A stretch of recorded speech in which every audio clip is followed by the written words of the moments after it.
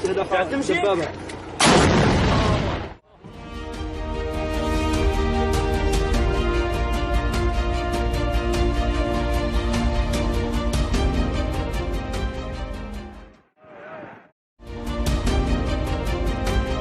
The pandemic, Lipika Ramaswamy worked remotely in Texas as a data scientist for a company in San Francisco. She wanted to stay in Texas with her sister until things went back to normal. She's still waiting. In June, when her employer asked her to come back to the office, she resigned.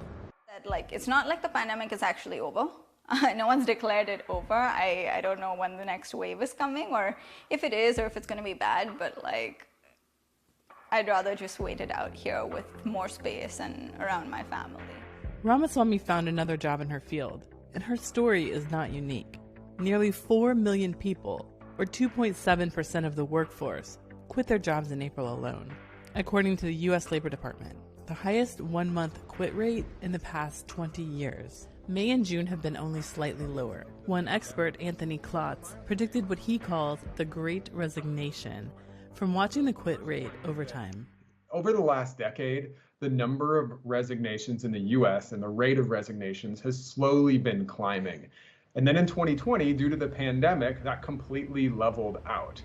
And so I thought there's probably a backlog of individuals who would have otherwise resigned from their jobs had it been a normal year, who were staying in place during the pandemic.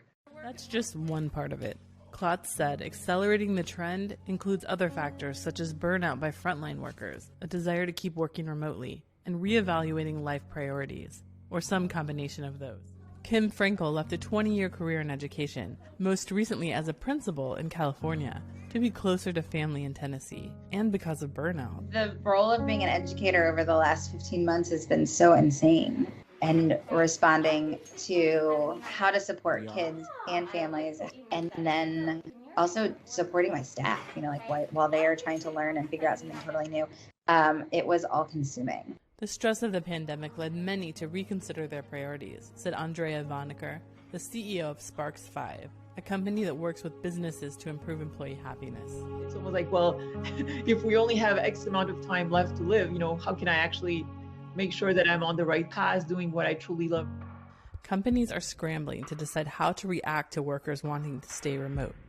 Employers are setting return dates for in-person work and revamping telework policies. Some, like Apple, are requiring a hybrid return to the office, with 3 days a week in person, expected to start in October.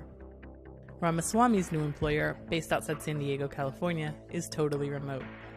A lot of us were living the city life just because there was no other option. We're entering into an age of experimentation when it comes to work arrangements and adjustments by organizations.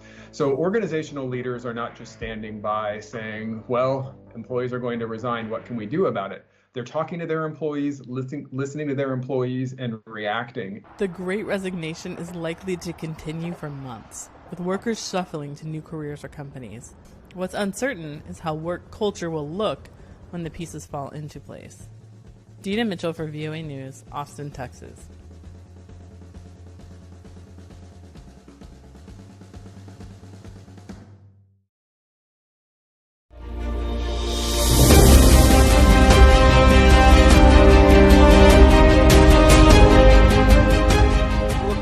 الإسلام سرايا المراقبين مستهدفة دبابة.